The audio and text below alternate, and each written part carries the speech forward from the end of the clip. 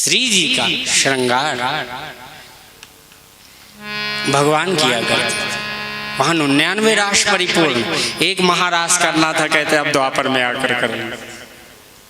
भगवान ने फिर महाराज तो यहाँ पर किया ही है श्री राम जी का। ये तो कथा एक बिल्कुल तादाद में जुड़ी हुई है, अलग अलग नहीं है कि द्वापर जैसे कोई युग अलग हो गया। समय तो एक साथ, अब आप इसको भूतकाल कह देते हो, वर्तमान कह देते हो, प्रेजेंट कह देते हो, लेकिन ये समय का विभाजन आपने किया, बाकी समय में कोई विभाजन नहीं। भक्ति में कहाँ विभाजन का समय।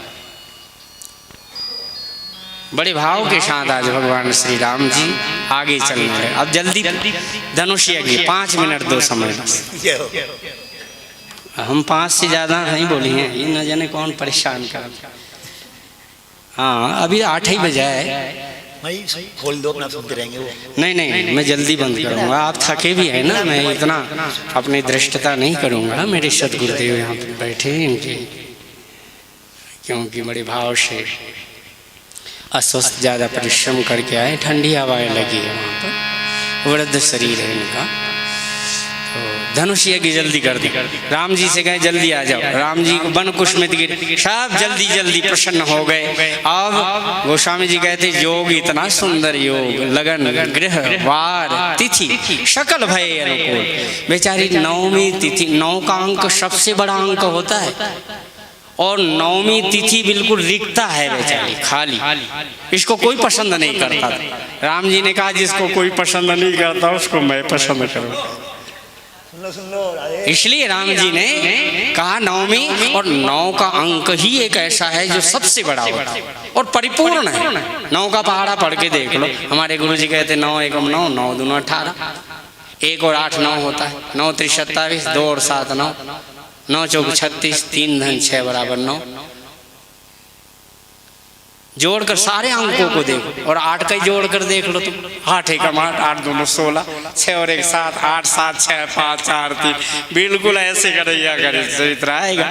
लेकिन नंदोत्सव 9वीं को ही मनाया गया। महाराज जी कह रहे नंदोत्सव 9वीं के दिन मनाया गया। 9वीं तिथि इतनी पवित्र भगवान को प्रिय थी, कन्हैया ने कहा भले जन्माष्टमी को ले लिया हो, आधी रात को कोई चोर आवे तो आपको शांति थोड़ा मिलती। लेकिन कन्हैया ने कहा चिंता न करो, मेरा उत्सव 9वीं को ही होगा। इसलिए 9वीं तिथि मधुमास पुनीता। 9वीं तिथि बड़ी प्रिय थी राम जी।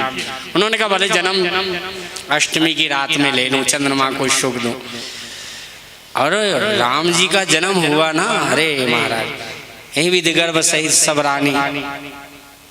तो गोस्वामी जी ने कहा सभी गर्भवती माताएं, तो उनकी इच्छा पूर्ण करना चाहिए। कौशल्या के महल में जब दशरथ जी गए, उन्होंने कहा आपकी क्या इच्छा है? वशिष्ठ जी बाहर खड़े थे। कौशल्या जी ने कहा मेरे से किसी के मिलने की इच्छा नहीं होती, मैं रंगनाथ जी के ध्यान में निरंतर एक रस रहूं। मुझे ऐसा लगता है कि राम लक्ष्मण सीता, राम जी और सीता जी जैसे हमारे को पूर्व जन्म में कभी मिले हैं, ऐसा लगता है मेरे से बात कर रहे हैं। श्याम नील वर्ण भगवान मुझसे निरंतर एक रस मेरे हृदय में प्रकट है। ऐसा मन करता है कि बस इनसे निरंतर एक रस देखती रहूं। कहा बहुत सुंदर। वशिष्ठ जी महाराज ने सुमित्रा जी के यहाँ गए तो सुमित्रा जी ने कहा मेरा मन करता है मैं माताओं की सेवा दोनों की करती रहूं, कैकेयी अम्बा की और कौशल्या अम्बा की, इतनी प्रेम से सेवा करूं। उन्होंने कहा बालक बहुत अच्छा। ऐसा लगा।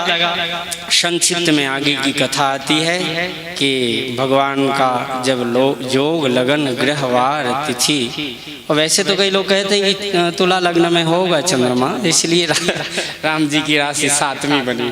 इसलिए गोस्वामी जी ने 7 ही श्लोक, महाराज जी आज 7 का बड़ा अच्छा वर्णन कर रहे थे। तो इसलिए रामचरितमानस में भी 7 ही श्लोक गोस्वामी जी ने लिखे, और यही माँ सुबह सप्त सोपान, 7 ही सोपान लिखे गए। और हफ्ते में भी 7 ही दिन होते हैं, संगीत में भी 7 ही स्वर होते हैं। हाँ? इसलिए गोस्वामी जी ने कहा, और सच पूछा जाए तो राम जी का अवतार भी 7वां ही है। मीन कमठ शूकर नरहरि वामन परशुराम वपुधरी, 7वां हमारे राम जी का ही, हमारे उस तरह गोस्वामी जी के भाव से। इसलिए तुला लग्न में आज चंद्रमा विराजमान। चैत्र मास में वैसे 12 महीने होते ना, मेष वृष मिथुन कर्क सिंह कन्या तुला वृश्चिक धनु मकर कुंभ मीन, ये 12 राशियां होती, 12 महीने होते। वैशाख में मेष राशि से शुरू होता है, ऐसा ज्योतिषविद वर्णन करते हैं। हमने कोई आपको थोड़ा पढ़ाना, बड़े भाव से। ये 12 राशियां हैं और नवग्रह।